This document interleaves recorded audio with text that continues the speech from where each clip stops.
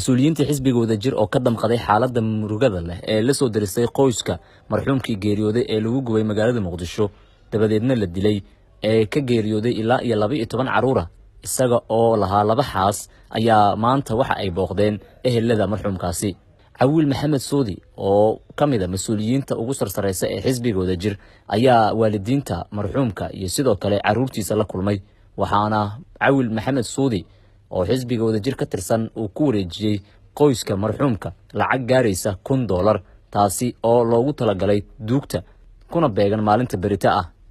Cawiil Maxamed Soodi ayaa sheegay in muhiim ay tahay in dadka Soomaaliyeed ay iscaawiyaan markasta oo dadku ay iyagu isku gurmadaanna uu alle u gurmanayo waxaana uu sheegay in dhacdadani ay ahayd mid aad u qalqalisay quluubta dad badan oo Soomaaliyeed oo ku nool gudaha dalka iyo dibaddaba socdaa xisbiga wadajir xisbigaasaan waxaan ka wadaa tacsi inuu idin tacsiyayaan hogaanka sare oo xisbiguna arintaas waa ka dhiidhiyay waana ka tacsiyadeeyay annaguna waxaan idin wadnaa in idin tacsiyayno murugada iyo tiiraanyada in la qaybsano walaalayaal qof kasta waa dhimanaya annaka nagamida ilaahay quraankiisa wuxuu ku yiri kullu nafsin daa'iqatul maut wa inma tuwaffawna ujuruhum yawm al-qiyamah faman zuhziha 'anil nari wa udkhila al-jannata faqad faz wama al-hayatu ad-dunya illa mata'ul ghurur qof kasta waa dhimanaya annaka dhan waa dhimanaynaa ilaahay waxaan ka baryaynaa inuu sabar iyo iimaan ka siiyo marxuumkii idin ka dhintay gadaashiisana ilaahay oo idin fadnaynin falkaas wuxuu ahaa fal aad u foolxun fal Soomaalinimada iyo Islaamnimada iyo ilbaxnimada ka fog buu ahay fal wuxuu ahay uguba oo wali aan Soomaaliya ka dhicin in qof Islaam ah oo walaala la gubo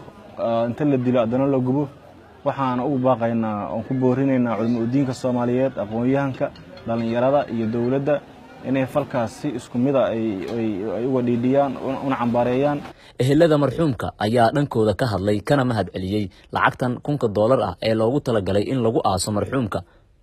waxaana ay sheegeen inay aad ugu mahad celinayaan xisbiga wadajir runtii dhacda laga kulaada waayo oo xisbigii ugu horeeyay oo xisbiyada dalka ka jiro xisbigii ugu horeeyay aan dhahi karno ama aan dhahi karno xagga dawladda maxaan ku yiraahdaa baarlamaaniyan aan dhahi karno bimacnaa aqalka aan dhahi karno booqashadii ugu horeysay weeye macnaa xisbigan wadajir aad iyo aad ayaad u mahadsanyahay korjoogsi asna soo korjoogsaday geerida marxuumka waxaa horey u baahiyay telefishinka Dalsan kaasi oo ahaa TV-ga kaliya ee booqday xaruntaasi marka dhibka uu dhacay kadib waxaana tan iyo markaasiba jiray dadaal badan oo shacabka Soomaaliyeed ay ku bixinayeen sidii loogu gurman lahaa ehelka marxuumka geeriyooday kaasi oo u ahaa xoog furan qoyskiisa iyo sidoo kale inta kale ee dadka ku tiirsan nolol ahaan waxaana uu ahaa nin ka shaqaysan jiray farsamada baabuurta Nasr Maxamed Cabdi Dalsan TV Muqdisho